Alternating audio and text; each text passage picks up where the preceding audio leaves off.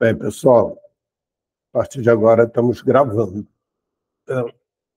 Então, hoje está prevista a vinda do Alexandre para vir conversar com a gente sobre comunidades terapêuticas.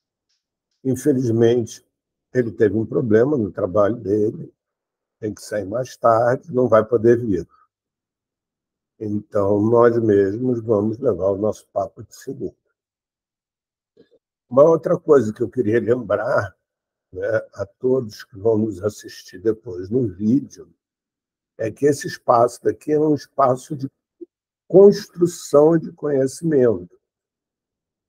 E, como tal, a presença de todos é muito bem-vinda. Porque eu sei que vocês, ao verem o vídeo, vocês, de alguma maneira, estão aprendendo, estão vendo aquilo que foi aqui debatido. Só que vocês não estão nos ensinando aquilo que vocês sabem. Então, eu agradeceria muito a presença de todos aqui. Mesmo que depois vocês queiram rever o vídeo, tirar dúvidas no vídeo, que eu acho que é para isso que ele existe. Mas a presença de vocês é muito bem-vinda. Nós estamos iniciando agora, semana que vem, mês de março. E vamos ter algumas alterações dentro da perspectiva de trabalho nossa do Observatório. Essa sequência de debates sobre o meu tema mostrou para nós do Observatório, como eu já falei, que nós temos possibilidade, potência de ir aprofundando determinados temas. Não que seja nos mantermos exclusivos dentro daqueles temas, mas que seja temas que passemos a ter um foco maior em alguns temas que são centrais e transversais para nós. Então, a intenção é que no primeiro sábado, ou primeira segunda-feira de cada mês, desculpem, o Emerson continue com a gente, trabalhando a questão do cuidar. Na segunda-feira de cada, serei eu que trabalharei a questão das adições. Na terceira segunda-feira, é um espaço que eu ainda tenho que conversar, principalmente com a Edna, que acaba de chegar. Ainda não tive tempo, mas desde já, Edna, fica um convite para você, de você coordenar a formação de profissionais para a área de saúde, principalmente para trabalhos em CAPS, CAPS-AD, né? E, consequentemente, né, se é que é possível, em comunidades terapêuticas. Na quarta segunda-feira de cada mês, nós teremos a Silvia Santiago trabalhando questões relativas ao racismo. Mas não dentro dessa perspectiva que nós já conhecemos, que é trabalhar o racismo sob a perspectiva da dor que o racismo causa a quem sofre de racismo. Mas é trabalhar sobre a perspectiva do que nos foi retirado, que nos foi roubado, quando surge o preconceito, o racismo, né? E que nos impede de entrar em contato com toda a beleza, toda a cultura, toda a ciência desenvolvida na África. Então, nós vamos aprender o que é a África, porque ali nasce a humanidade e ali está ainda presente o ser humano com uma força imensa, apesar dos colonizadores tentarem se sobrepor à cultura nativa durante todos esses séculos e não conseguiram acabar com ela. Como é forte, como é preponderante, como é bonita. E aí nós teremos isso na quarta segunda-feira. Boa noite, Edilson. Bem-vindo. Junto com isso também, na quinta segunda-feira de cada mês, será obviamente, nos meses que houver 5 segunda-feira, será um dia avulso para a gente trazer convidados, etc. Bem, de qualquer forma, né, nesse mês de março ainda teremos algumas exceções, porque o Emerson, infelizmente, não vai poder comparecer na primeira segunda-feira. Então, eu o substituirei. E, assim, na segunda segunda-feira, dia 11, estará aqui conosco o deputado estadual Renato Freitas, lá do Paraná. Não sei se vocês conhecem ele. Na terceira segunda-feira do mês de março, nós teremos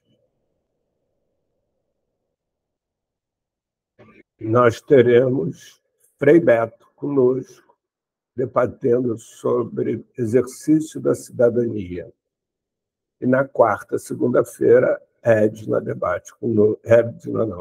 Silvia debate conosco a questão do racismo.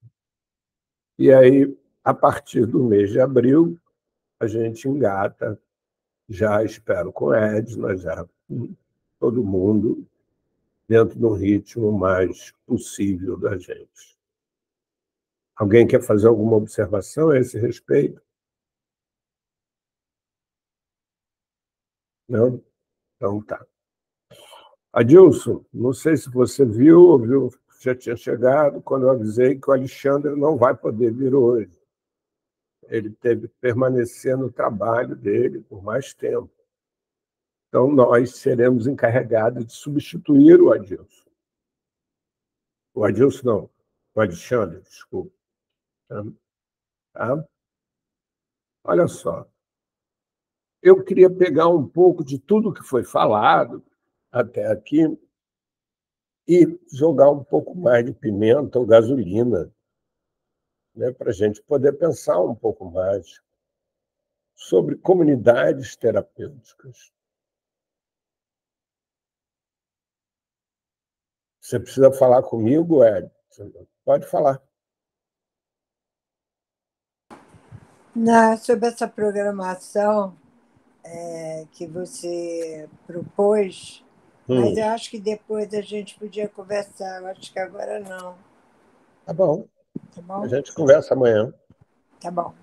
Tá bom? Obrigada. Beijo. Bem, pegando a gente pensando no ano de 2023, século XXI. Vejam que coisa estranha que a gente está vivendo. Né? Alguns temas que aparentemente estavam superados voltaram a ser debatidos. E temas das mais diferentes origens. Houve um determinado momento recente que algumas pessoas pararam para questionar se a Terra era plana ou se a Terra era esférica. Quando se imaginava que isso, em 2023, ainda seria um tema para ser discutido fora do rol da piada. Se trouxe para cima da mesa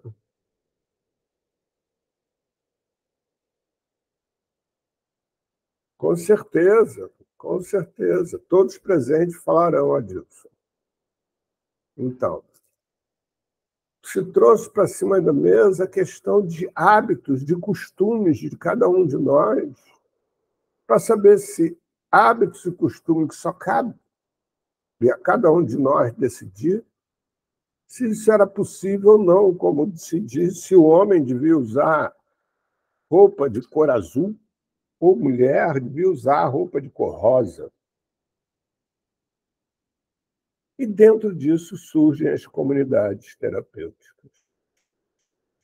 Mas parece que a gente e a sociedade brasileira esqueceu que essa forma de tratar, que essa forma de cuidar, esteve presente aqui no Brasil. Nós travamos uma luta enorme para podermos fazer a reforma antimanicomial. Tem, inclusive, um filme rodando, que está virando, né, uma grande sensação, chamado Holocausto. Não sei se vocês já viram, está na Netflix, que é um documentário exatamente sobre isso, né, sobre os manicômios. É estarrecedor. E mais estarrecedor ainda é que a gente ainda tem que voltar a essa discussão. E mais estarrecedor ainda é voltar a essa discussão sobre um prisma que é um prisma onde a questão da saúde é confundida com a questão religiosa, onde essas coisas se misturam e se trata a saúde a partir de convicções religiosas e convicções religiosas a partir da saúde. É óbvio que cabe a cada um decidir a respeito do seu credo, mas confundir o credo com algo que diz respeito ao indivíduo, como assim?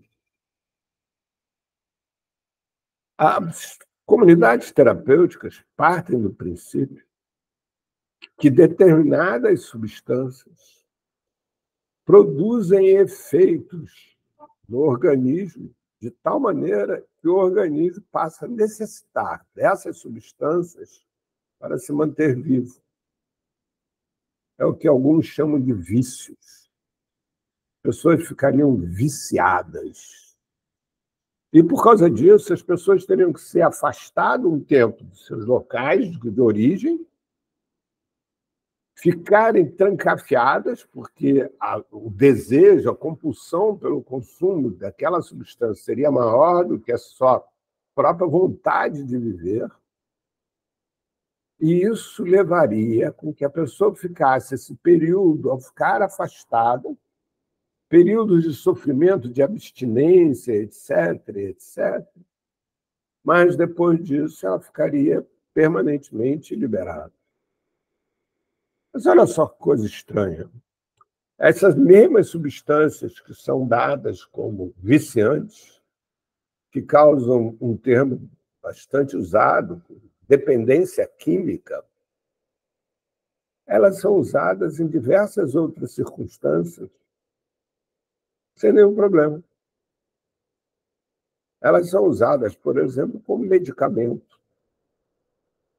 E ninguém, a indústria farmacêutica, não tem problema nenhum.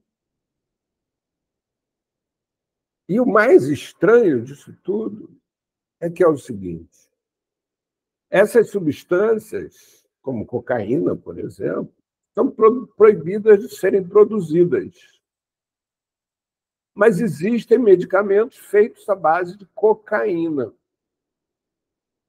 Como é que esses medicamentos são produzidos se é proibido se produzir essa matéria-prima?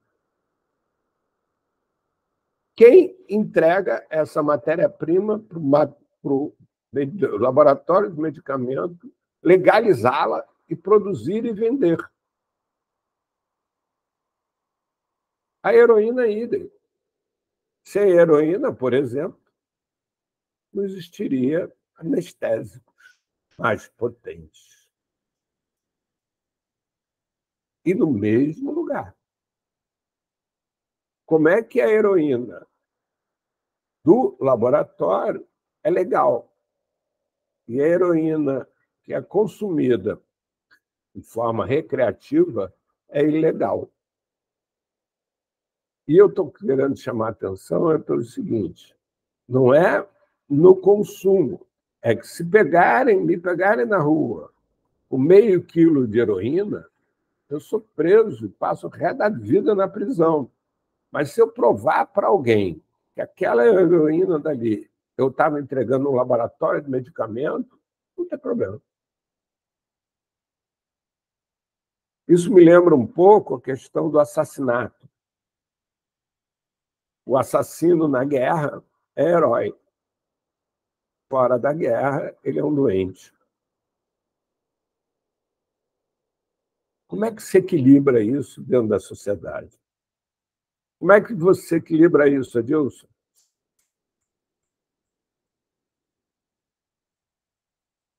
Hein, Adilson?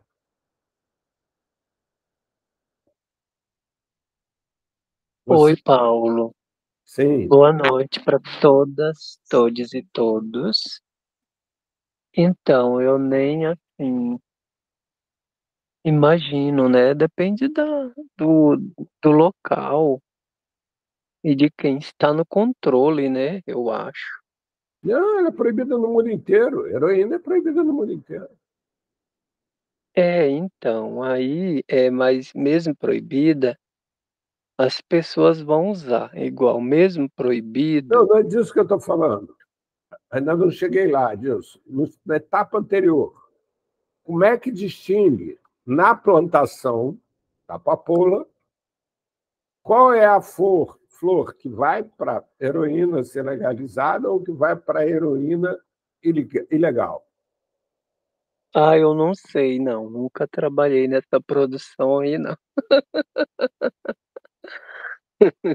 Porque é interessante isso, né? Que assim, existe o que torna permitido ou proibido não é a substância em si, como ela é falada ou como ela é difundida, né? O que torna se ela é proibido ou não, né, é o que cada um deseja fazer com aquilo. É mais ou Isso, menos isso, verdade. é mais ou menos isso, Alexandre?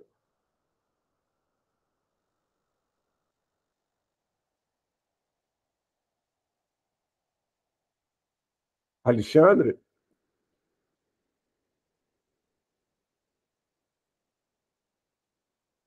E tudo isso é tão forte que o sistema Oi, criou. você me chamou? Estava te chamando, sim. Fala, o que que é? Eu estava querendo escutar o seu relato. Como é que faz, como é que você imagina que pode acontecer para existirem papoulas que são legais, porque vão para laboratórios de medicamento, para fabricar medicamento, e papoulas que são ilegais? Para mim não tem diferença nenhuma. Pois é, mas para o sistema tem.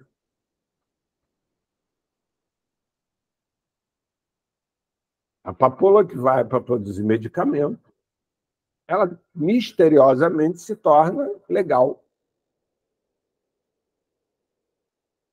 A papoula que vai para ser consumida nas ruas é ilegal.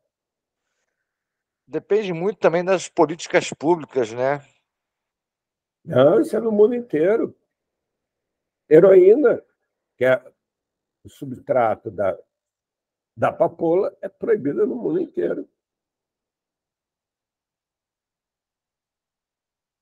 O que eu estou querendo chamar a atenção da gente trazer para o debate, né, é qual o critério que a gente está falando. Porque senão a gente vai ficar discutindo aqui eternamente sobre coisas que não existem. A gente vai ficar discutindo se o marciano tem 2 olhos, 1 olho ou 3 olhos.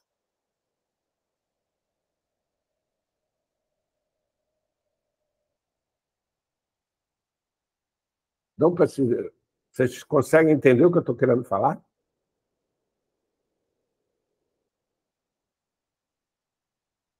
Não? Sim, Edna. Edna? Você está sem som, Edna. Isso.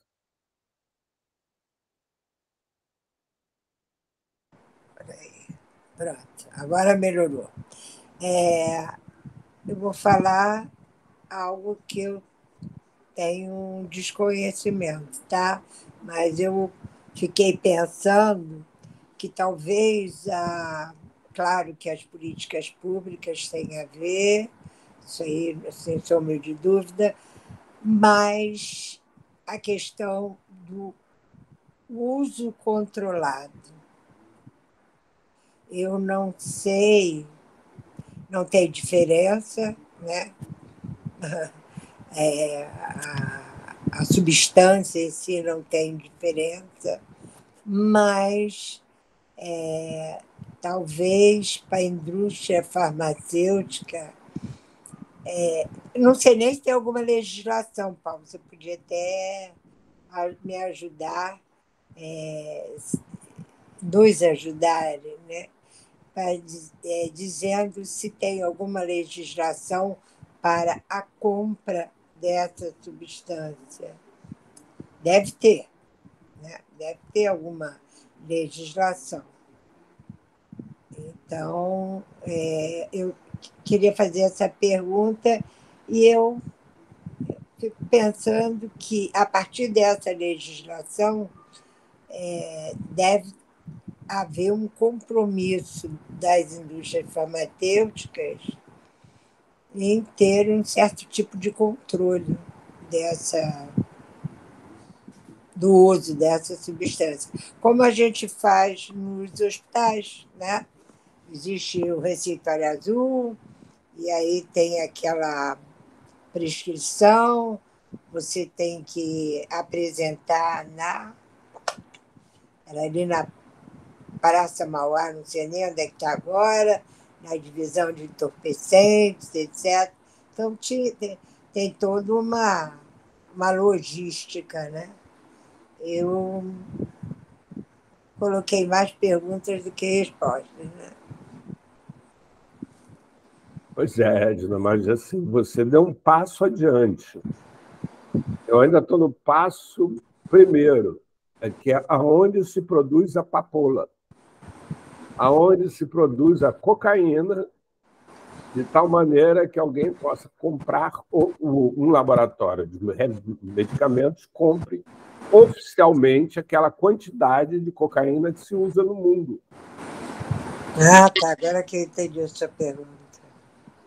Porque, assim, não sei se vocês acompanharam, algum tempo atrás, a OEA fez uma pesquisa sobre a cadeia produtiva de cocaína, sobre quem ganhava mais dinheiro dentro da cadeia produtiva de cocaína. Vocês sabem quem ganha dentro da cadeia produtiva de cocaína, quem ganha mais dinheiro? Os bancos. É o sistema bancário.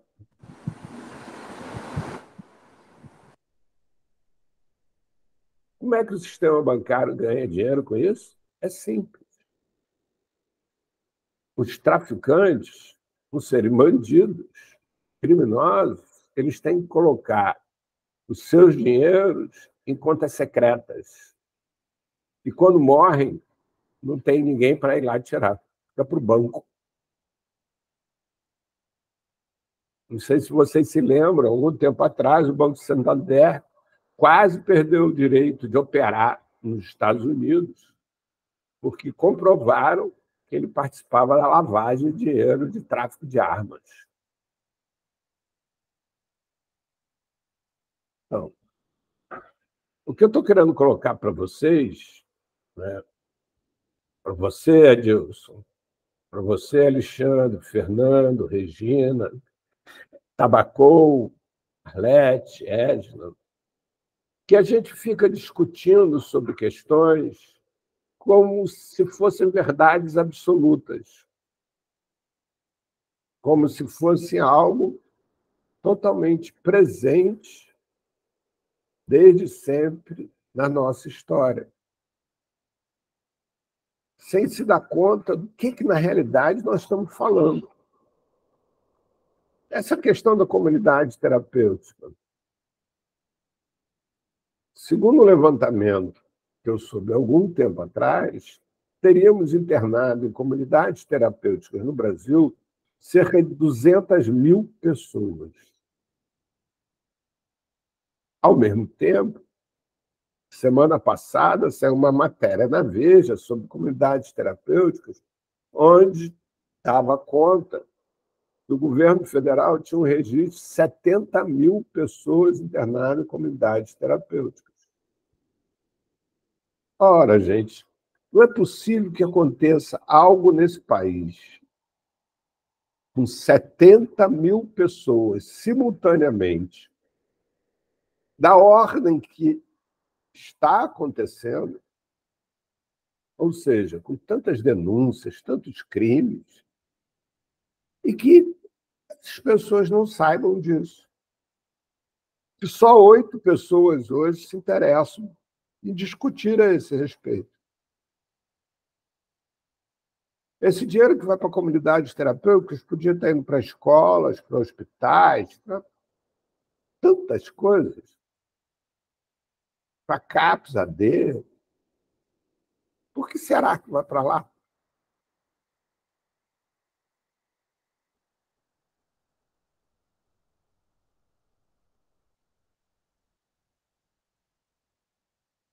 Alexandre, como é que foi a tua experiência em comunidades terapêuticas? E como é que você sabe que eu fui internado em comunidade terapêutica? Foi falado publicamente aqui pelo Adilson. Ah, é? Olha, Agora, cara, a minha experiência não foi boa, não. Entendeu? Eu me fui. desculpe, Alexandre, fiquei constrangido. Se você não queria que as pessoas soubessem, é porque, como a Adilson falou isso publicamente agora, no início, eu Não, não tem achei. problema, não. Tem problema, não. Tem problema, não. Não sinto nenhum problema em comentar essas coisas. Ah, Mas eu sofri maus tratos, entendeu? por É um que, regime assim. Hã? por que você chegou lá? Porque meu primo me internou involuntariamente. Meu primo é meu tutor. Você tem tutor por quê? Eu sou interditado pela Justiça Federal. E você é interditado pela Justiça Federal por quê? Por causa de uma pensão da minha tia que eu estou recebendo. Ah, entendi. Não existe nenhum. Entendi. Tá. Então, você é interditado com uma concordância sua que essa interdição aconteça. Foi o último desejo dela quando morreu. Entendi. Então, a tua interdição é Ele é voluntária. usuário da saúde mental, ô, Paulo, dá faz tempo já, no Rio de Janeiro. Sei. Fala para ele, Alexandre. A tua interdição é voluntária, Alexandre. A interdição é voluntária. Entendi. E aí, seu primo é seu tutor. É curador, né, que falam, né? Tutor, não sei. É tutor. E ele, É. como tutor, te internou contra a sua vontade, sob Uma que comunidade justificativa? terapêutica. Sob que justificativa? Ah, não sei, ele acha que a comunidade terapêutica é mais eficiente, sei lá. Não, Ele não não é tem nesse muito essas sentido. coisas, não. Você consumia alguma substância proibida? O que te levou a ser internado? Olha, eu sempre fumei maconha, né? Desde a época que eu surfava. Isso. E o fato de você fumar maconha permitiu que seu primo te internasse, é isso? É. Entendi. E como é que você se sente? Ah, eu me senti mal, né, cara? Me senti mal. Eu fui muito maltratado, sofri Não, não abuso estou falando por sexual. isso. Não, desculpe. Estou falando ainda numa. Como é que você se sente vivendo num lugar, num país, onde o fato de você fumar maconha permite que uma pessoa te interne numa comunidade terapêutica? Eu acho isso uma loucura, né? Mas fazer o quê? É? Entendi. Mas eu acho que a marcha da maconha está forte aí. Eu acho que a maconha vai ser liberada. E você teve em quantas comunidades? Em duas. Uma em Guapimirim e outra aqui perto mesmo, na área de Guaratiba. Sei. Ele ficou quanto tempo internado? Essa última vez fiquei 6 meses. 6 meses. É. Mas eu já falei com o meu médico, já falei com o Ricardo, que é meu primo, entendeu? Meu tutor, que da próxima vez que eu tiver um surto, que eles me levem no CAPS AD. E por que que você precisa esperar ter um surto para ir a um CAPS AD, Alexandre? Não, eu frequento já um CAPS, entendeu? Eu já frequento um CAPS, mas quando eu entro em surto, eu preciso ser internado, entendeu? Então, seria um CAPS 3. Entendo, mas o pessoal do CAPS que te atende não pode ser o que te cuida em surto também? Bom, meu filho, isso aí eu não sei dizer não.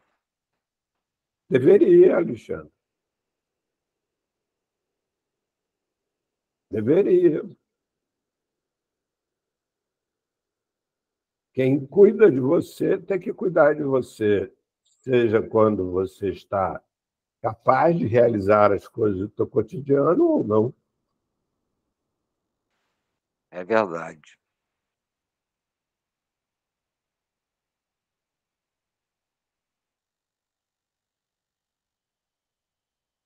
Você, aí em Guaratiba tem CAPS, é isso? Tem Campo Grande aqui perto.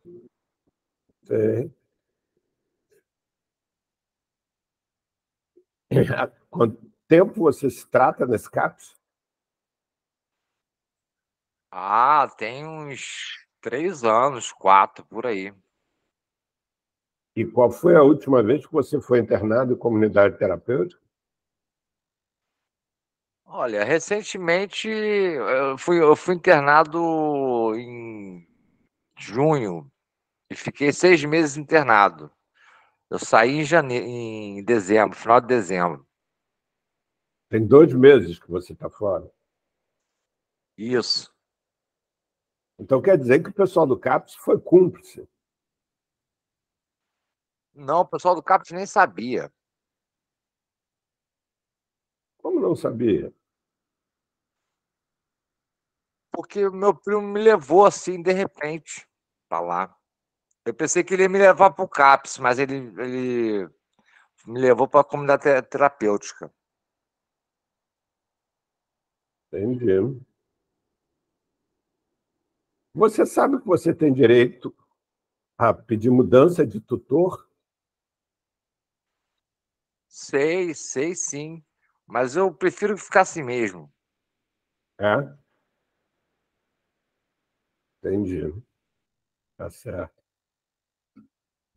E você, Adilson, o que que você acha do trabalho de um CAPS e quando o paciente não tem capacidade de se administrar, ele abre mão do paciente?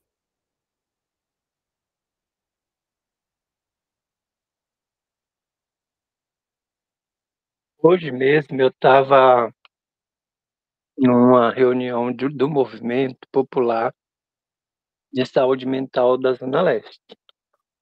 Foi um movimento, foi não é, que fundou o SUS, que passou por todas as questões da ditadura militar, que organizou também a 8ª Conferência Nacional de Saúde, a direta já existe até hoje, né? E a gente está organizando um seminário e a gente falou sobre isso. E o SUS, ele é uma política pública ótima, maravilhosa, mas distorceram tudo, né? Com as privatizações pelas empresas chamadas organizações sociais. E hoje ela não respeita mais direito de ninguém. Tá eu falo, uma banalização total, né? E a rede da atenção psicossocial, ela é toda privatizada. Raramente você vai encontrar um serviço direto. E se encontrar, ele também está sucateado. Ele está sem equipe multiprofissional qualificada, tem insumo para trabalhar dentro dele, infraestrutura. E também com um profissional qualificado que respeite os direitos das pessoas usuárias da saúde mental. O que é que elas vão fazer? Dar o jeitinho, né? Encaminhar para as comunidades terapêuticas. Que é o que está acontecendo no Brasil inteiro. É o que está acontecendo. Assim, vou generalizar que é para todos, porque tem uns que tem gerente, tem pessoas que respeitam esses valores e que não mandam. Elas vão fazer de tudo para cuidar da pessoa lá no serviço, inclusive apoiando a participação e controle social. Outros não, outros eles vão, não, esse não tem jeito, encaminhar para lá. Já vi casos de psiquiatra dizer, olha, esse paciente aqui não tem jeito para ficar aqui. Ele tem a alternativa de ficar na rua ou da família internar, se tiver dinheiro, numa comunidade terapêutica. Essa comunidade vai explorando, né? Tem um caso de uma senhora, vou ver se ela vem falar aqui, do filho dela que a comunidade suga o dinheiro dela todo para ela manter o filho de 60 anos agora, mas já é desde novo, em comunidades terapêuticas. Ela não sabe mais como ela pagar uma senhora idosa e ela tem que pagar até décimos e férias. É igual um condomínio, uma coisa assim horrorosa. E ela não tem mais para onde recorrer, ninguém apoia ela, nem para tirar o filho dela para pôr pelo menos numa comunidade mantida pelo Estado, né? Porque os estados tá cheio. Quer dizer, além delas receber contrato do governo, dos governos, no plural, que são vários, nas 3 esferas, elas ainda cobram dos pacientes, uma coisa horrorosa. Eu vou postar aí no grupo uma nota que o setorial drogas antiproibicionista do PT fez com o compilado de recomendações sobre as comunidades terapêuticas do Conselho Nacional CFP, Conselho Nacional de Saúde CFP, Conselho de Direitos Humanos, Conselho de Assistência e o MDS vai fazer também vários movimentos sociais fez da luta antimanicomial também, mas eles estão, né, se lixando para essas notas, para essas recomendações. Importante é dinheiro para eles, encarcerar pessoas, prender pessoas nessas comunidades. Então, assim, é a insuficiência, né? O próprio sistema ele está sucateado, vendido. É uma política pública. A gente fez um resgate histórico desde quando começou a se pensar. E daí, né, a gente chega a essa conclusão que tá difícil, né? São Paulo mesmo, tá tudo muito privatizado. A organização vem de outro estado, concorre, a licitação passa. Olha, tá uma coisa horrorosa.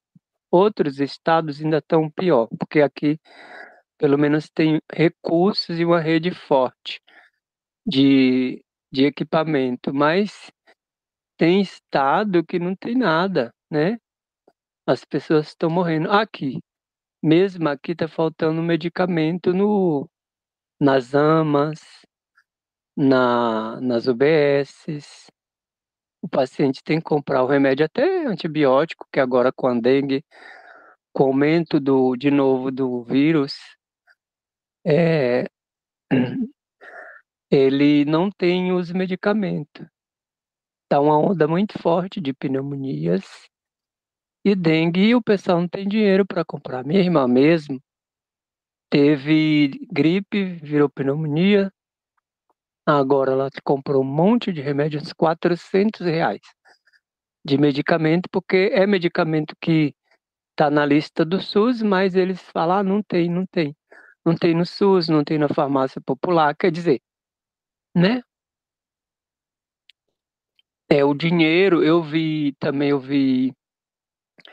aditivo, se você pesquisar nos sites de São Paulo, onde vai os contratos aditivos, de 100 milhões, tem cabimento? Contrato aditivo de 100 milhões.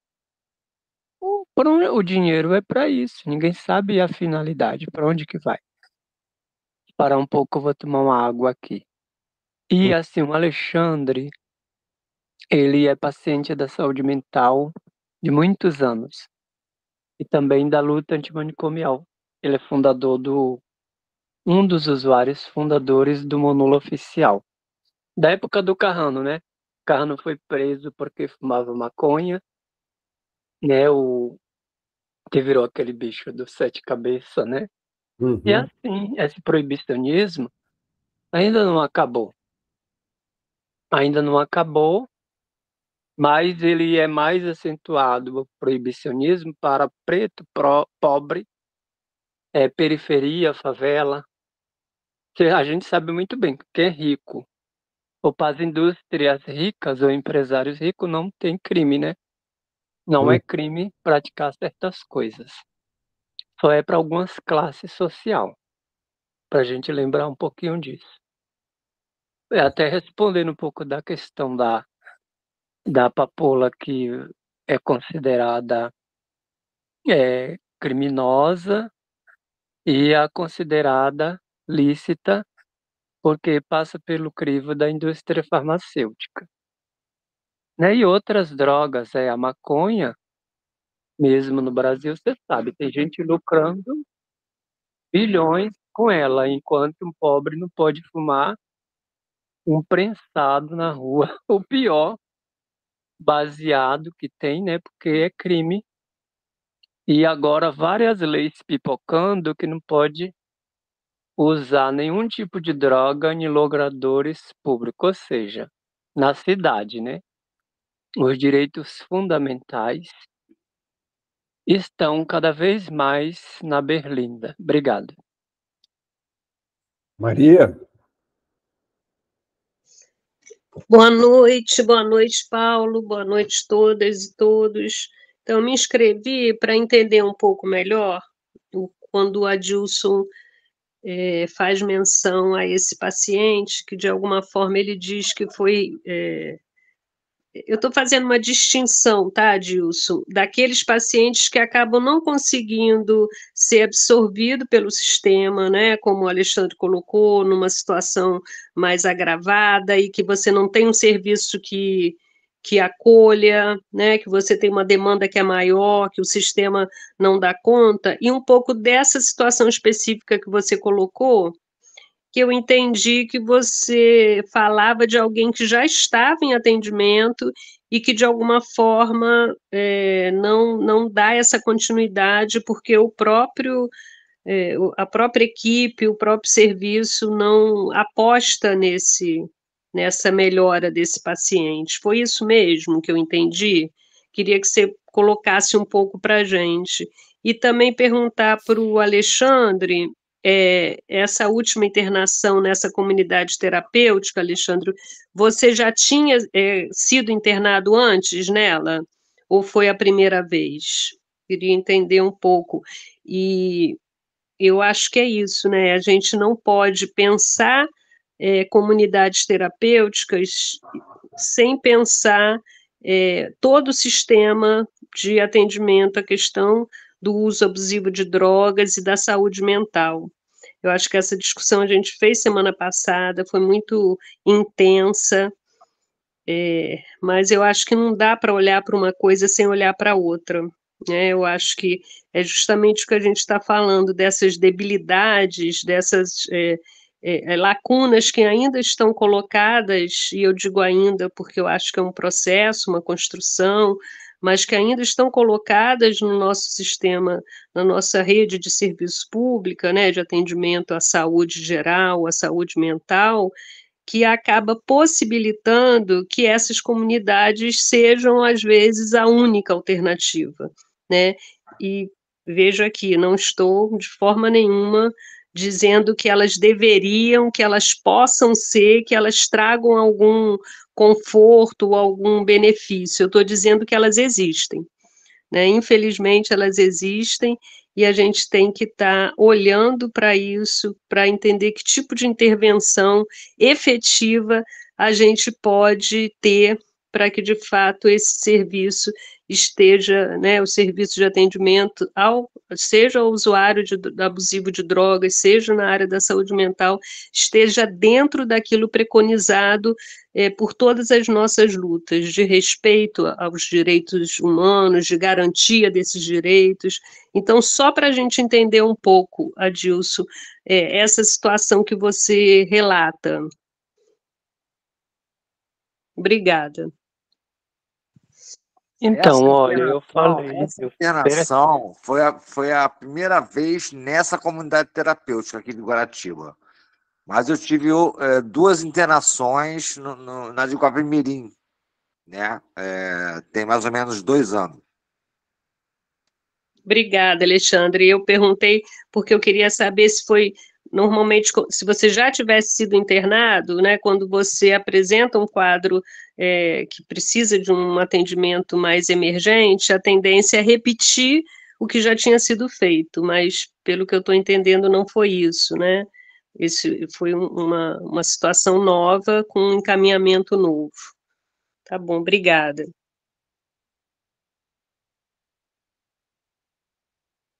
Adilson? Oi, deixa eu responder. Então, olha, vocês sabem, conhece saúde mental aqui, e a rede, eu falei, a maioria dos serviços são privatizados por organizações, empresas sociais de saúde. Eles falam OS, mas eu falo empresas porque esse negócio de não ter fim lucrativo e acumular milhões nos seus cofres, né? Conversa para enganar bobo. E não atender a população direito, como ela, de acordo com o direito que ela tem no SUS. Então a gente vai ter serviço que depende muito da gerência, da equipe, para ele fazer um bom atendimento. Mas esse bom atendimento também não é para todo mundo. É para aqueles que se comportam bem. Saiu daquela linha também exigida daquela equipe multiprofissional boa, não fica lá também. A pessoa usuária, ela tem direito de fazer associação, ela tem direito de participar de assembleia, de reuniões dentro do serviço de economia solidária. Será que tem tudo isso dentro do serviço?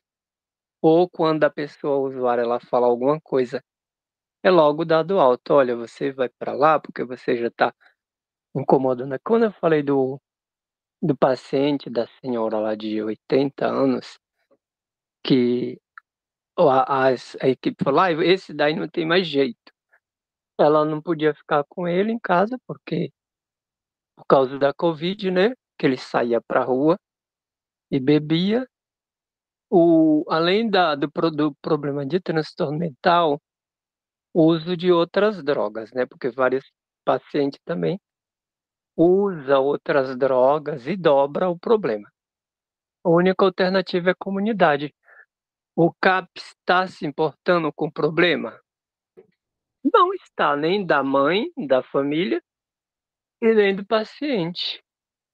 A gente já pediu, nossa, já falei com a coordenação do Estado, eles dão desculpa. Olha, questão de curatela também.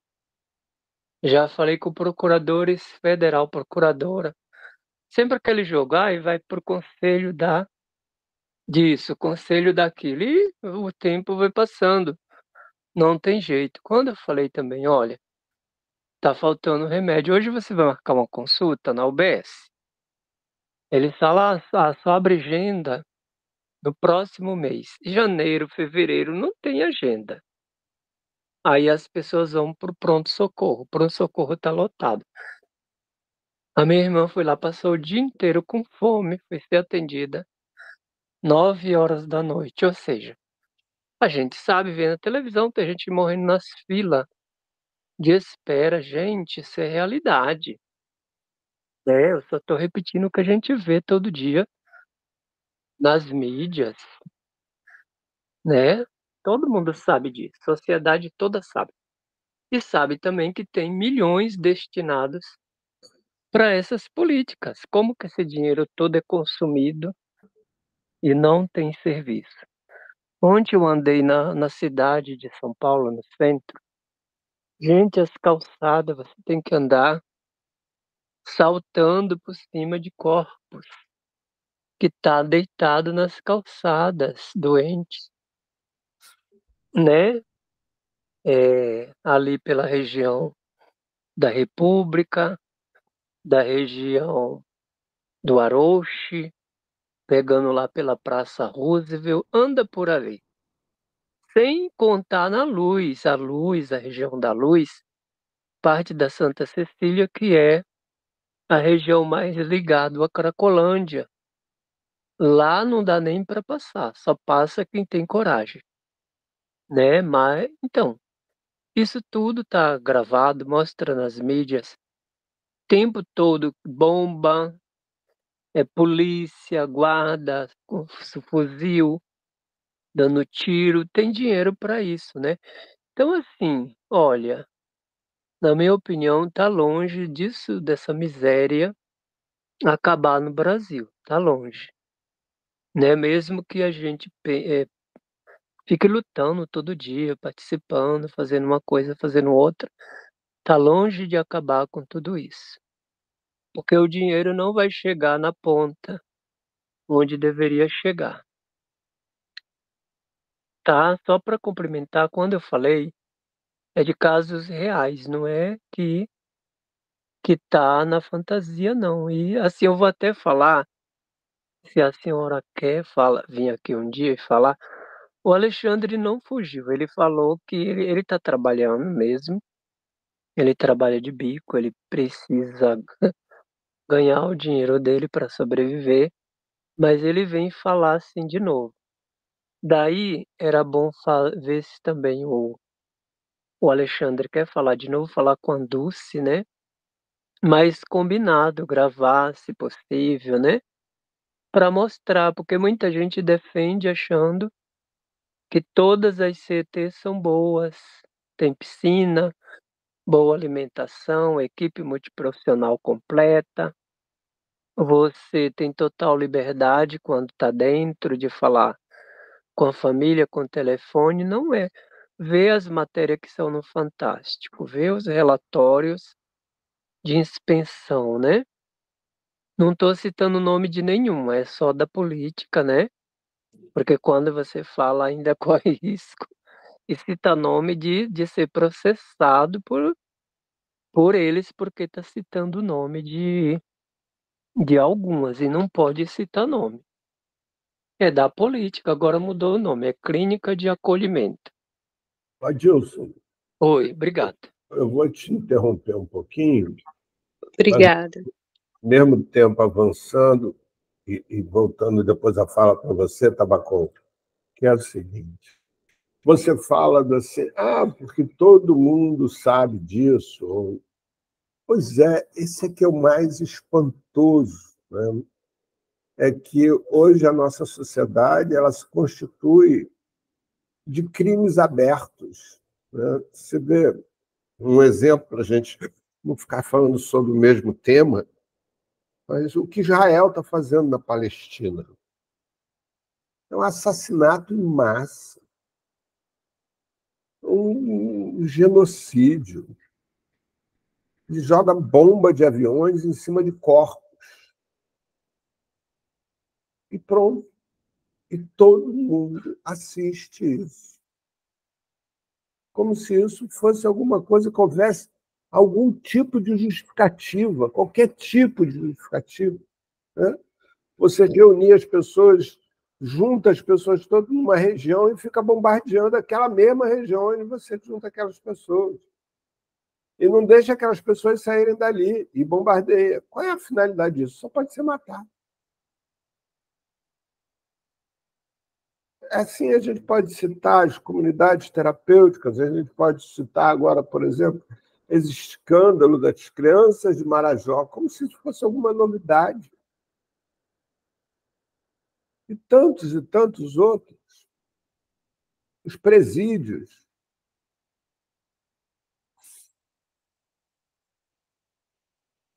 Pois não, Tabacol? Boa noite.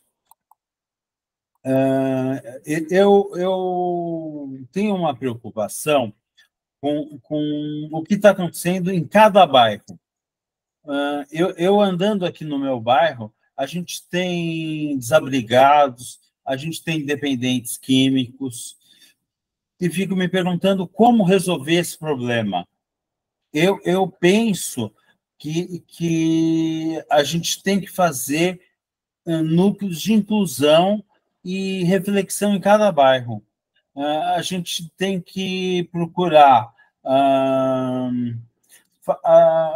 Eu não sei, eu gostaria também do posicionamento de vocês, como resolver isso.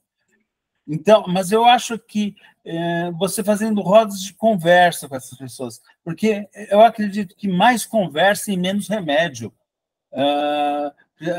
Eu acho que a psiquiatria não está preparada para essa nova era, não. A psiquiatria tem que evoluir. Eu acredito que a internet introduziu muitos transtornos. Você vê que está todo mundo ligado no celular e às vezes as pessoas ficam sem dormir. E quando se fica sem dormir, aparece o transtorno mental. Quer dizer, o que precisa tudo é equilíbrio, conversa. Num centro assim, que nem o deputado do PT, Renato Freitas, ele fez um centro assim, lá, acho que em Londrina, não, no Paraná, não sei em que cidade. E lá o desabrigado pode tomar banho, eles fazem um desenvolvimento cultural, eles têm, acho que capoeira, quer dizer, as próprias pessoas do bairro conversam e discutem como seria, o que precisa ter nesse centro. Se é um instrutor de capoeira, se é aula de violão, o que for. Eu não sei. Qual seria, o que a gente tem que fazer em cada bairro? Vocês têm alguma ideia? Olha só, Tabaco, eu acho que você trouxe uma questão muito importante, né? Mas que, ao mesmo tempo, também a sua própria fala traz algo que mostra como é difícil lidar e pensar nessa sua resposta. Porque quando você estava falando, você se referiu a dependentes químicos. Não existe dependência química, Tabacol. A dependência química, a única finalidade dela é justificar a comunidade terapêutica. A comunidade terapêutica existe porque alguns acreditam em dependência química. Que aí é assim, suponhamos que um indivíduo consuma uma determinada substância, aquela substância dali vai produzir um efeito no indivíduo, que ele vai ficar dependente daquela substância, e, portanto, aquela dependência vai fazer com que o sujeito deseje consumir aquela substância, necessite consumir aquela substância mais do que deseja ou necessita viver. E, a partir daí, esse sujeito, para autoproteção, ele tem que ser preso no lugar onde ele não possa fugir, em hipótese alguma, porque se ele fugir, ele vai consumir aquela substância da qual ele é dependente. Você percebe como está tudo meio que emaranhado dentro do mesmo novelo? E você percebe, ao mesmo tempo, um instantinho só, Fernando, como é difícil assim, a gente poder transitar fora desse universo.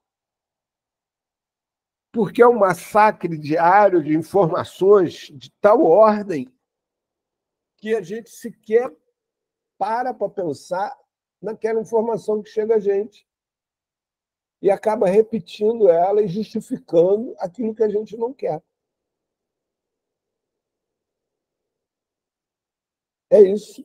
A dificuldade hoje, que eu consigo entender, é porque, em vez dessa facilidade da gente trocar informações, construir informação, construir conhecimento, isso serve para os dois lados. E, principalmente, para a grande maioria das pessoas que quer, na realidade, respostas rápidas, curtas e objetivas. E aí é assim, se eu faço alguma coisa que eu quero parar de fazer, se eu me convencer que eu sou doente, basta eu tomar um remédio que eu paro de fazer aquilo. Pronto, está encerrado o assunto. Se eu tenho um peso acima do que eu deveria ter, por exemplo, sou obeso, né? Basta eu fazer uma redução de estômago e está resolvido o problema, eu vou parar de comer. Ah, mas isso não é suficiente. Quem para de 70% do que faz em redução bariátrica acaba se transformando em alcoólatra. Se dobra o número de suicídios entre pessoas que fizeram redução bariátrica. Isso não importa. É a mesma coisa.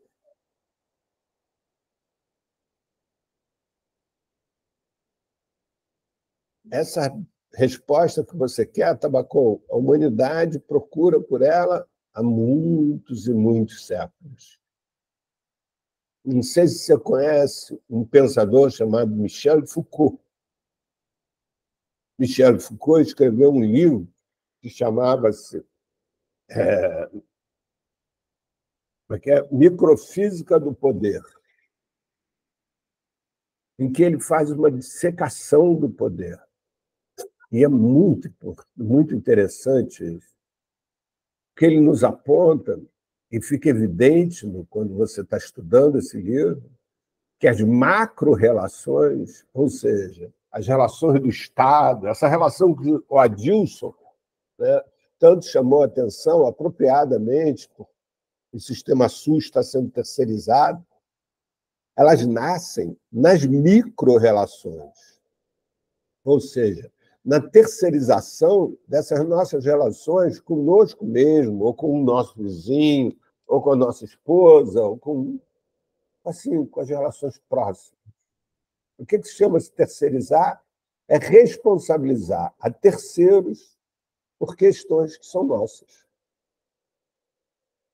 Então, se eu consumo, se eu tenho um hábito, se eu faço alguma coisa que eu quero deixar de fazer, eu terceirizo isso através da doença.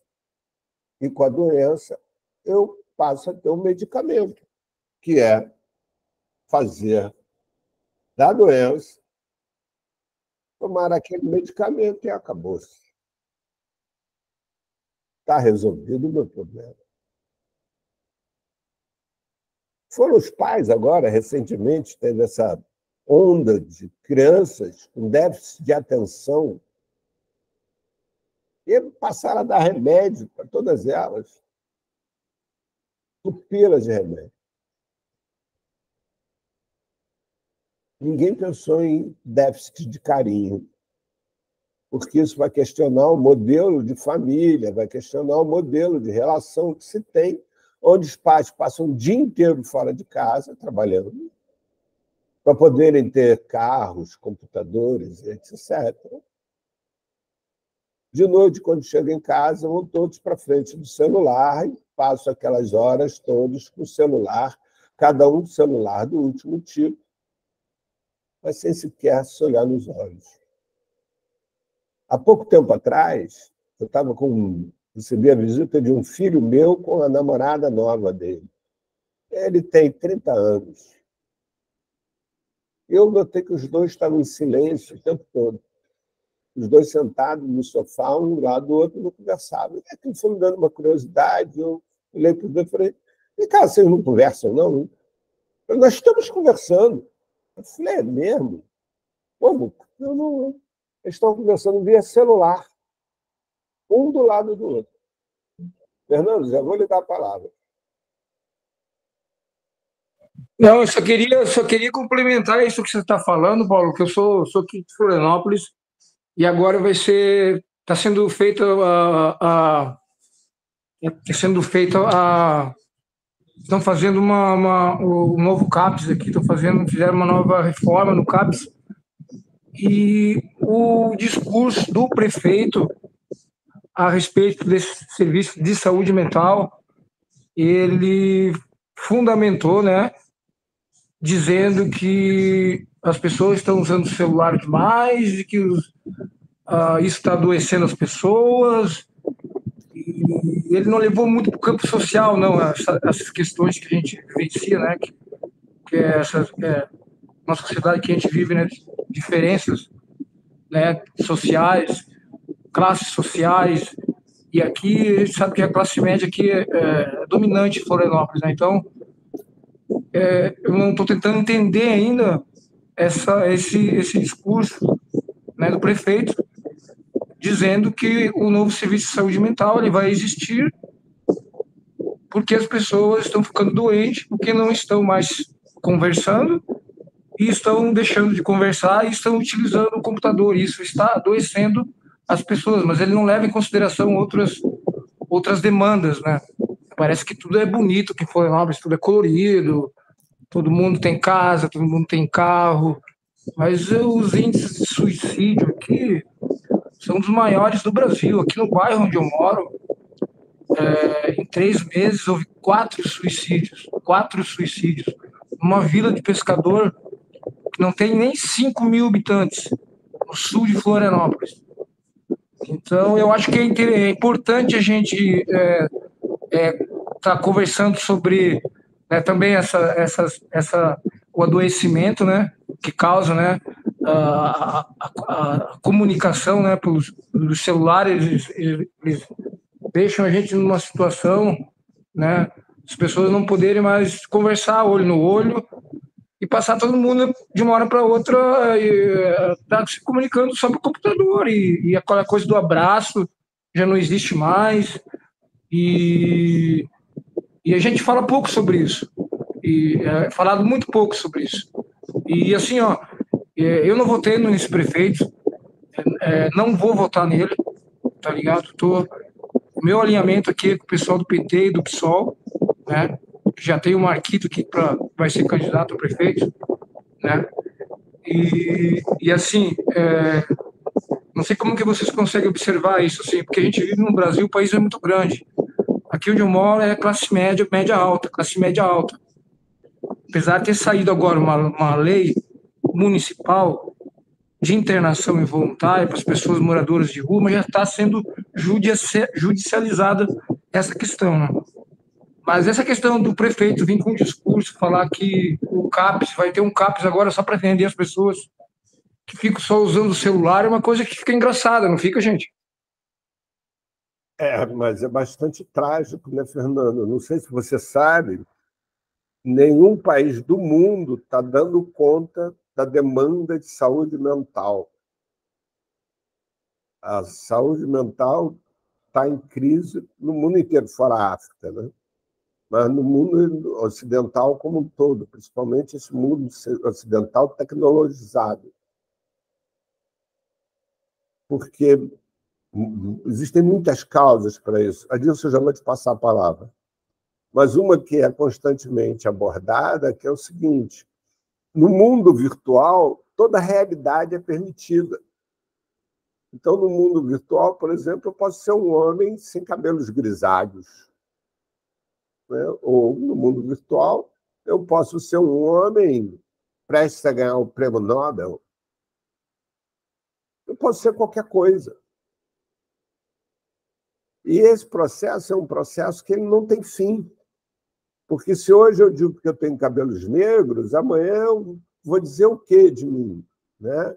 Como que eu vou chamar a atenção para mim? Como é que esse processo se esgota?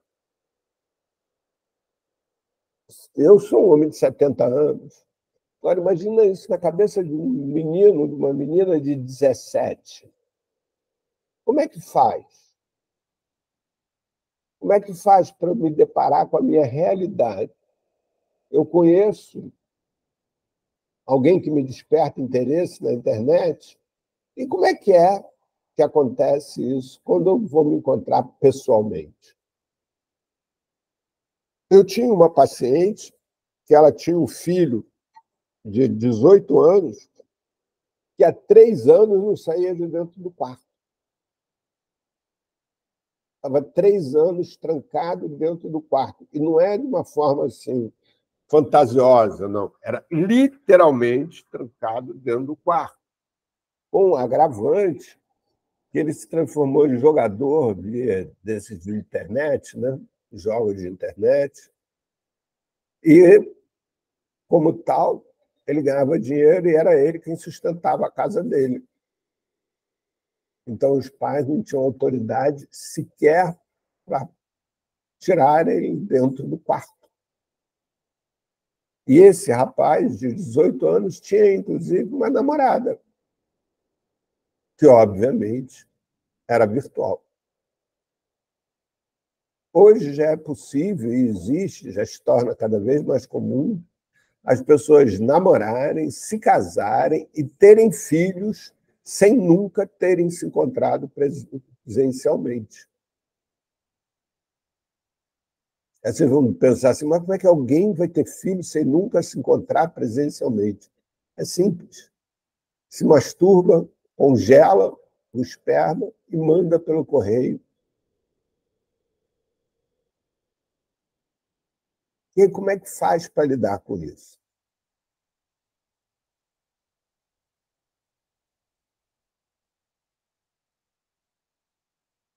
O celular ele pode ser considerado, ou qualquer coisa, né, pode ser considerada prejudicial ou benéfico, dependendo da forma como ele é usado. É muito sério. O caminho que nós estamos seguindo, que a humanidade segue, é muito sério. Não sei se vocês se lembram, nós somos a espécie mais frágil existente na face da Terra. Nenhuma outra espécie viva, a sua cria depende tanto, durante tanto tempo, dos seus progenitores quanto a espécie humana. Nós só sobrevivemos enquanto espécie por causa da nossa inteligência, nossa capacidade de criar ferramentas e nossa solidariedade. Vocês observam que a gente não tem nenhuma característica de autodefesa. A gente não tem garras, não tem dentes, não tem uma força. Não. Então, essas duas características elas começam a se esgotar. Né? E talvez aí, Tabacão, seja a sua resposta. O que muitos afirmam que a resposta possível nesse momento não é encontrar um centro para fazer alguma coisa que seja diferente do que é feito todo dia. Não. É estar em algum lugar onde seja possível estar com alguém de uma forma tranquila, natural. Esse é um dos motivos que muitos justificam o crescimento absurdo das igrejas, das religiões. Elas se transformaram, as igrejas se transformaram, antes de mais nada, em pontos de encontro social. É um lugar que eu vou chegar e eu sei que eu vou encontrar alguém com valores semelhantes aos meus, com crenças parecidas com as minhas. Portanto, eu não estou arriscado a ser agredido, seja de forma física ou moral ou intelectual, por ninguém se eu emitir minha opinião. Eu posso emitir minha opinião ali livremente, até porque eu tenho, inclusive, alguém que me proteja, que me diga que o que eu estou dizendo é verdadeiro. É o pastor. É o pastor que dá o carimbo da verdade. Então, eu posso me sentir livre se eu agir dentro daquelas regras.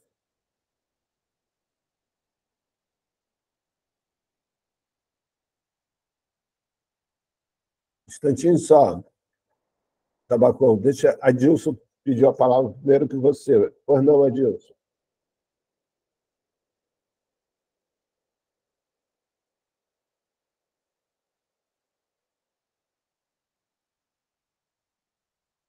Adilson? Oi, então, para falar aí com o Fernando, o que que o movimento daí tá achando, né? Porque ou tá enfrentando, denunciando. Aí tem uma equipe que chama Comitê Técnico, né? Que tem a relação com o Ministério da Saúde, né? E assim, que tipo de denúncia que eles podem fazer para que não deixe o serviço da saúde mental, mesmo capenga como está, não deixar que venha com essa ideia, né? Que é só para cuidar de pessoas viciadas ou que estão viciadas não, que estão aí com Fazendo uso, uso fazendo proble uso indevido, uso uso, problemático, né, também, uso indesejado. Melhor, das redes sociais. isso. Então, que assim, eu acho que vários estados também, o movimento está parado. Eu falo que o movimento virou coisa de etiqueta, né? Ou também o seu pequeno comércio, as pessoas usam para vender, transformar logo em produto, né? E não fazer a luta mesmo em defesa do SUS, em defesa da reforma psiquiátrica, da luta antimanicomial, direitos humanos, né? Eu vejo nos meus próprios movimentos sociais, tem gente que não gosta de falar de direitos humanos. Então é isso, aí tem muito dispositivo hoje que eu sei de longe, inclusive esse comitê que é o Fórum Nacional de Gestores ligado ao Ministério da Saúde, que foi reativado, né?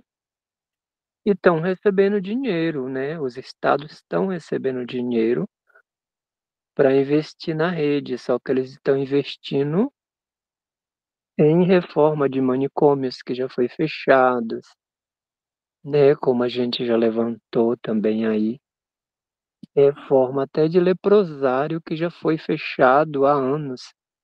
Um absurdo para colocar pessoas também usuárias de drogas, quer dizer, a limpeza mesmo, né? Total, principalmente nas cidades de Santa Catarina, não é só a capital. Camboriú, Chapecó, tem uma lista de várias outras cidades com projetos de lei, né? A gente sabe, né, Fernanda, a gente discute direto sobre isso para internação involuntária, compulsória, e os vídeos que tá aí circulando no Facebook, no YouTube, no Instagram do prefeito, né, falando, mais a defensoria, o Ministério Público, vários órgãos do campo da defesa de direitos humanos já está, né, tomando providências também. E vai o Conselho Nacional de Saúde de Direitos Humanos está elaborando uma nota, ela vai receber contribuição até o dia, acho que é 3 de março, e depois vai ser encaminhada até pro STF, né, que é o ministro Alexandre de Moraes, que ele cuida dessas pautas relacionadas à população em situação de rua. E são leis inconstitucionais, as leis estão criando, a forma que estão usando os serviços também, né? Agora, cabe também às pessoas saber fazer suas escolhas no processo de participação democrática, né? Quando a gente vai lá pôr o nosso votozinho na urna ou na maquininha eletrônica, né? Que tipo de governo que a gente quer para nos governar? É para nos governar, né? É, esse momento é crucial para todos nós. Saber em quem a gente deposita nossa confiança. Eu vejo cada vez mais assim as pessoas degringolando, indo para o pior, né? Mas aí a gente está trabalhando também com a Comissão da Saúde Mental do Conselho Nacional de Direitos Humanos e passando essas demandas. Ela tem uma equipe muito forte, muito boa, que trabalha muito bem a defesa dos direitos humanos. Logo, vocês vão ver essa nota também de lá do CNDH. E eu vou mandar um compilado de nota aqui, de uma nota que foi feita do setorial antiproibicionista do PT, que eu também participo como convidado, não sou filiado, mas eles me convidam para eu estar contribuindo na construção de algumas coisas, nota, dando ideia para seminário, mesa, né? E eu também já ajudei nos programas de governo, vários, na saúde mental, em política de drogas. E eles me chamam para eu participar, né, para ajudar. Mas aí eu vou colocar, e lá tem um compilado, os links das notas conjuntas, tá? Estou só reforçando de novo, já vou pular no grupo. Então, Se o Fernando não estiver no grupo, quiser entrar no grupo também. é bem-vindo. Tabacou, pode se colocar, Tabacou. Eu acho que isso que eu mencionei do núcleo de inclusão e reflexão é uma ideia nova que a gente está elaborando. Estamos criando uma estrutura que pretende ser democrática, que a informação vá da base até as instâncias que decidem como gastar uma verba que se pretende obter. A ideia é fazer cozinhas solidárias, cursinhos populares, cursinhos de... A gente está encontrando uma maneira de gerar verba para desenvolver as atividades, que envolve estatística, estudo de mercado financeiro. A gente tem que colher, é um pouco paradoxal, a gente vai no campo dos egoístas buscar verba para fazer um trabalho altruísta. Mas eu acho que é a única maneira. A gente tem que estudar estatística, estudar programação. Então, a ideia seria fazer cursinhos de programação, fazer cursinhos para a criançada entrar nas universidades públicas. Então, é fazer um trabalho social. E como é uma coisa democrática, a ideia é agrupar as pessoas em time de 13 pessoas. Semanalmente, esse grupo de 13 pessoas vai fazer uma reunião presencial e eleger um líder que vai participar da instância superior.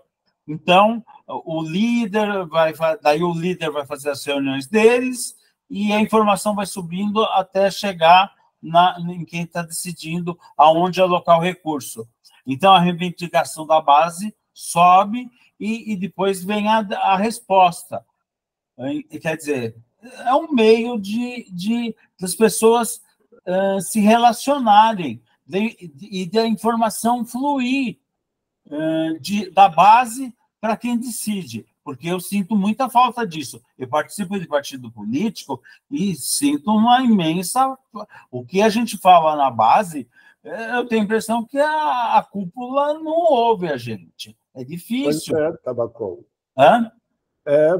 Assim, esse sistema já existiu, né? O orçamento participativo. Isso existe, já foi implantado. O Porto Alegre foi governado sobre esse princípio.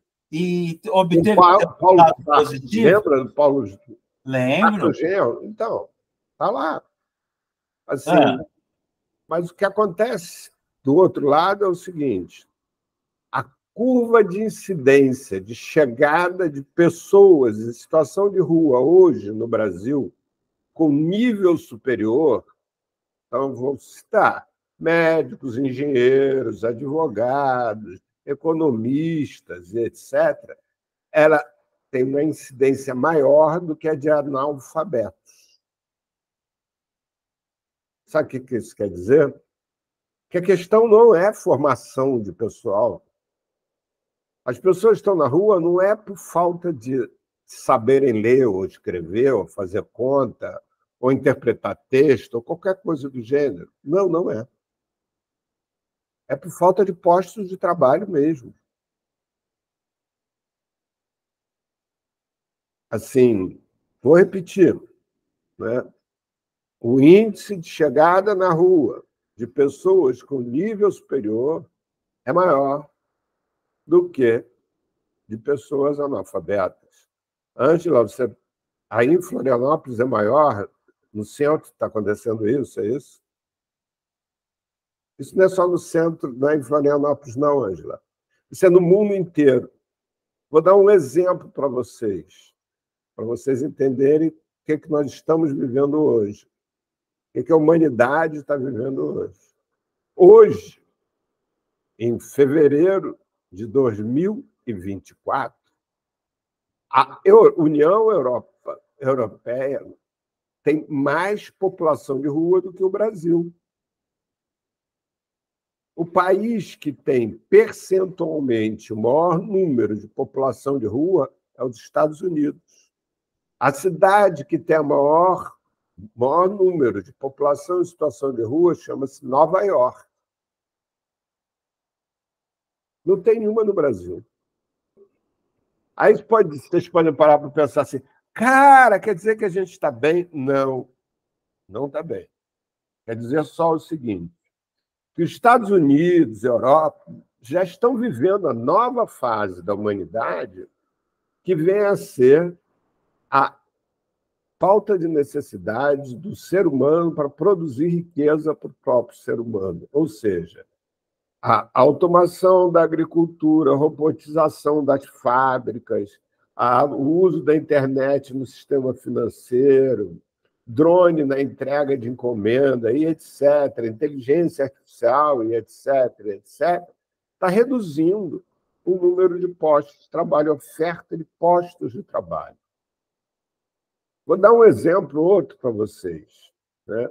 Não sei se vocês estão acompanhando no jornal, que uma empresa fabricante de automóveis chinesa comprou as instalações que estavam abandonadas da Ford, lá no polo de Camaçari, e vai montar lá uma fábrica de carros elétricos. Vocês sabem onde vai ser o maior número de pessoas empregadas para trabalharem nesta fábrica montada lá em Camaçari, na Bahia? Na China. Sabe por quê? Porque a fábrica vai ser majoritariamente operada por robôs. E os robôs são operados da China. Entendeu? Então, a tendência é a situação se agravar muito de miserabilidade. Muito. Não é pouco, não. Eu vou colocar aqui, se vocês esperarem 2 minutinhos, um vídeo para vocês poderem ficar mais preocupados ainda do que já estão.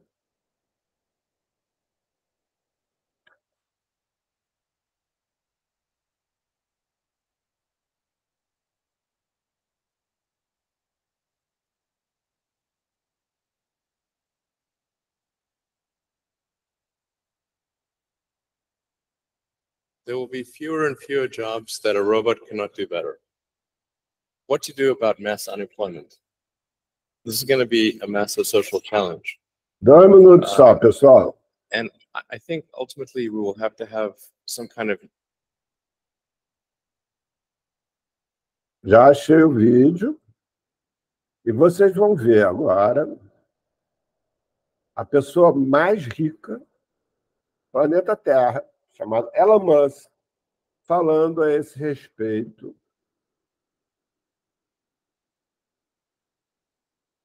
É um vídeo curto.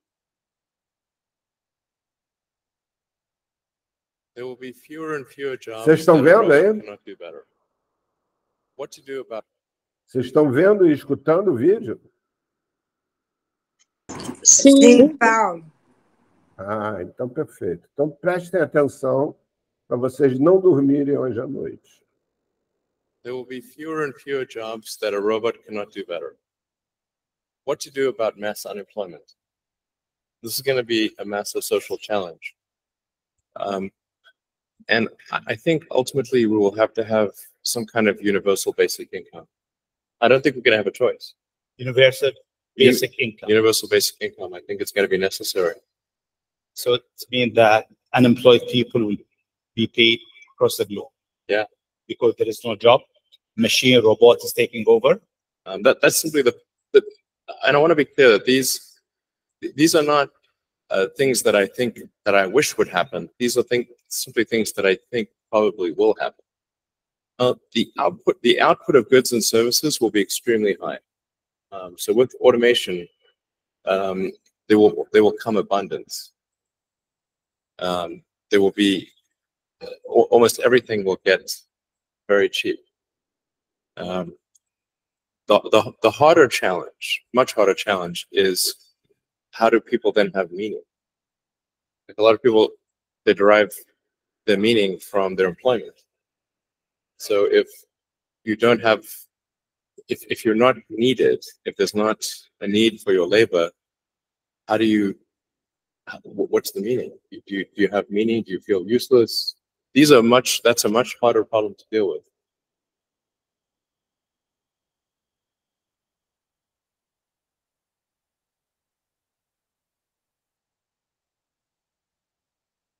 Alguma pergunta a respeito?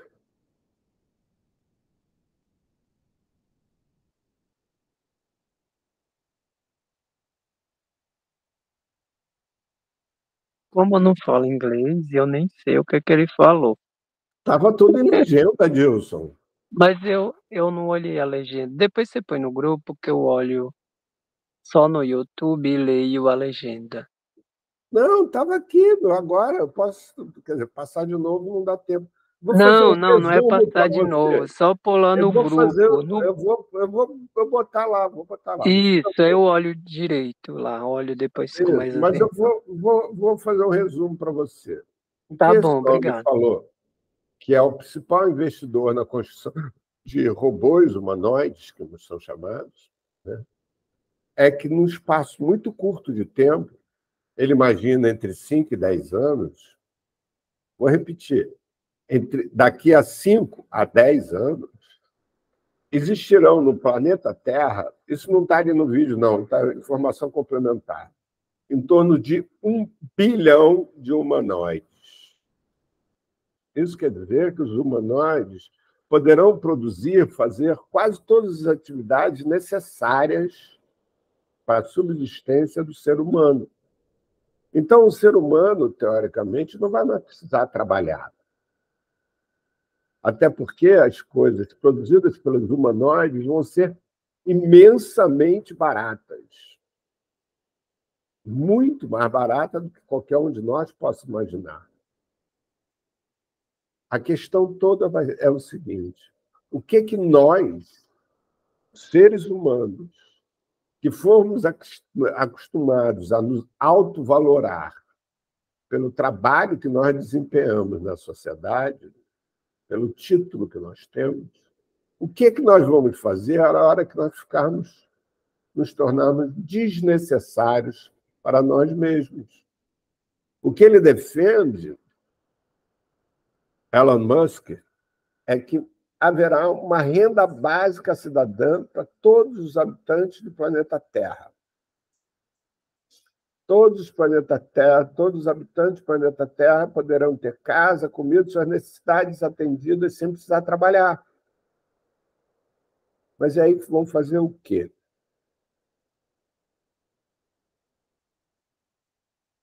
Eu vou deixar vocês pensando com isso. Ah, eu já posso falar? Não, não pode.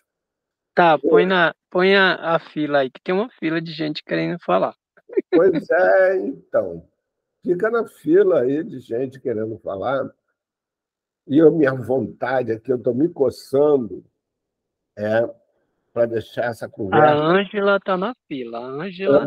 Você principalmente, né, Adilson? Para continuarmos essa conversa na semana que vem. Porque talvez, gente, se chegar a esse momento, nós vamos ter uma fila de gente querendo entrar em comunidades terapêuticas, para podermos ter quem nos cuide, para podermos conviver, para podermos. Não é? O que você acha disso, Ângela?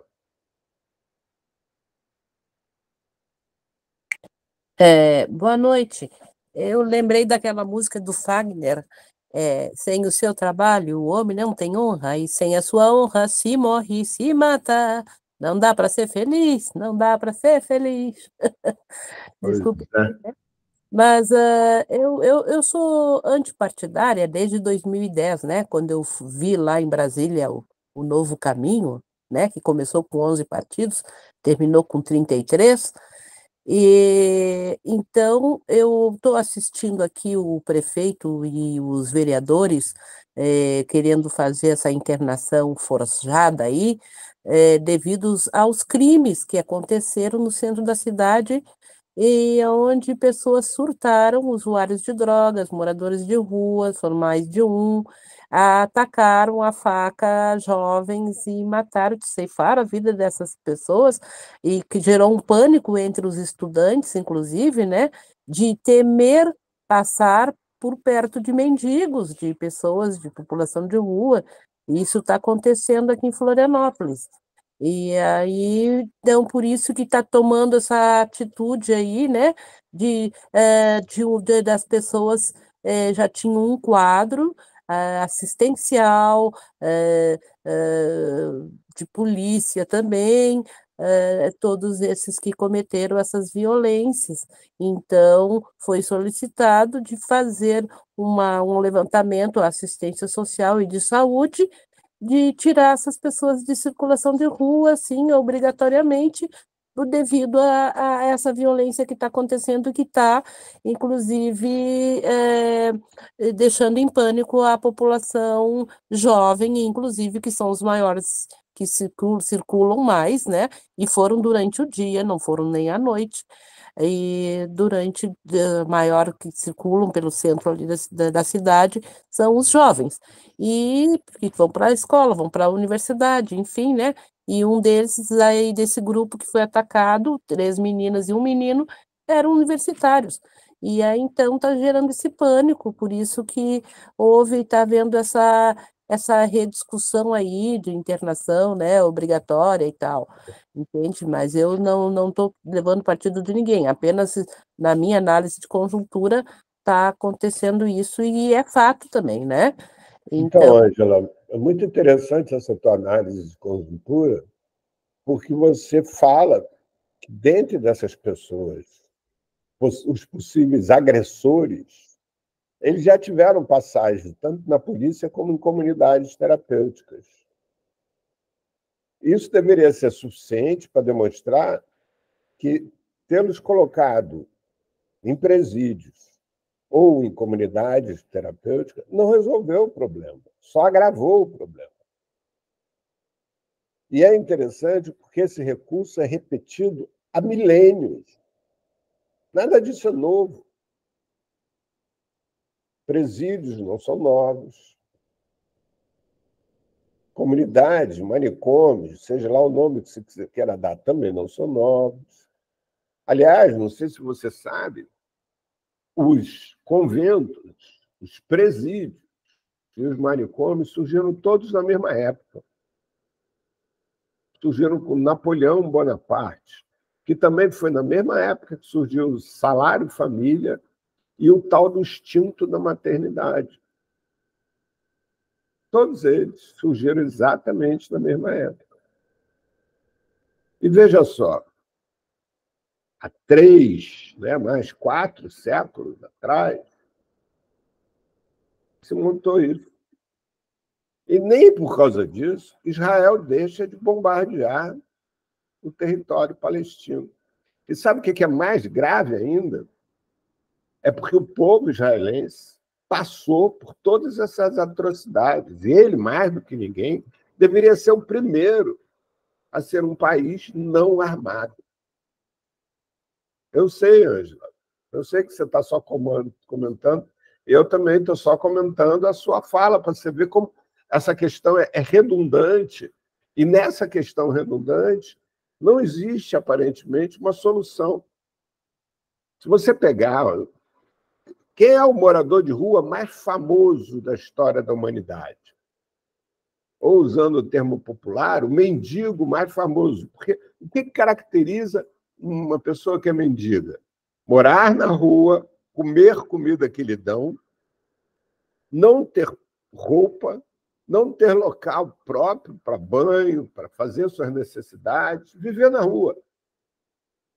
Quem foi, na história da humanidade, que o vivente de rua mais famoso de todos?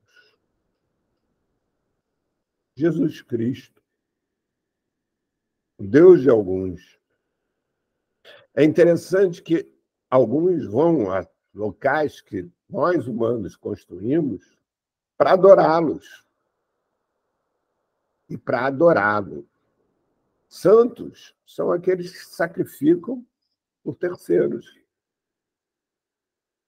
Mas não é o que a maioria faz. E quando aparece algum, como, por exemplo, o Padre Júlio, né, que se dedica a isso, e aqui não estou também levando em consideração se está certo ou se está errado, se está bonito ou está feio, ele é atacado. Essa humanidade está, no mínimo, esquizofrênica, né? No mínimo, porque as pessoas que são contra comunidades terapêuticas são a favor da dependência química. Ou as pessoas que são contra as comunidades terapêuticas acabam internando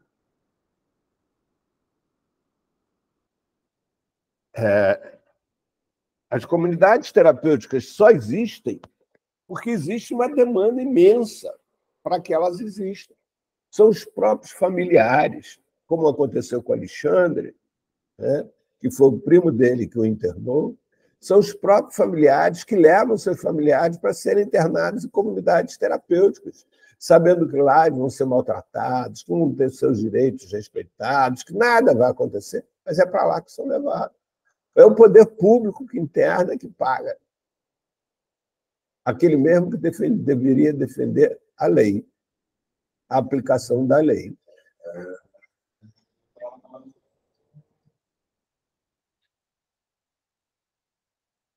Pois não, Adilson? Oi, eu já participei de um seminário internacional aqui no Rebouça, inclusive quando o Paul Singe ainda estava vivo, né? Bem, ele, as filhas dele, os filhos dele, o Suplicy, outros pesquisadores de outros países que veio falar e lançar um livro da renda básica, Cidadã. né? É que ela é global, ela já tem experiência em vários outros países e teve resultado positivo. Só que eu sou contra o valor que é pago, é muito baixo. Adilson, Agora isso...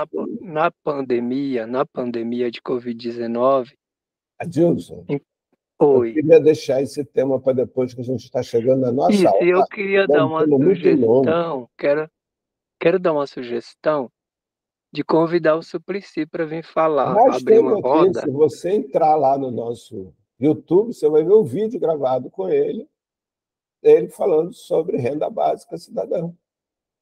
Então, ó, era bom fazer uma roda sobre isso com o Suplicy e trazendo esse vídeo aí do Elon Musk. Por quê? Já saiu também, trazendo o relatório Sim. agora da Agenda 2030, que tem já essa diretriz lá na agenda, né? Viu Lula, quando o Lula estava falando no Fórum Econômico Mundial, ele falando dessa diretriz da renda básica. E na pandemia já foi utilizada. Adilson, eu vou te interromper de propósito, porque senão a gente vai entrar nesse tema e esse tema não acaba hoje. Vamos deixar esse tema para outro dia, combinado? Vamos, é bom, eu quero participar e dizer Tá bom. que eu não sou favorável ao valor que eles estão me estabelecendo. Ou então, que a gente proponha a diminuição de salário para todos os políticos em todo o mundo, né? Porque eles vivem em cima de tantas regalias Então, e a gente comendo lama. Outro dia. Pessoal, um forte abraço para todos. Mais uma vez, um enorme prazer estar com vocês.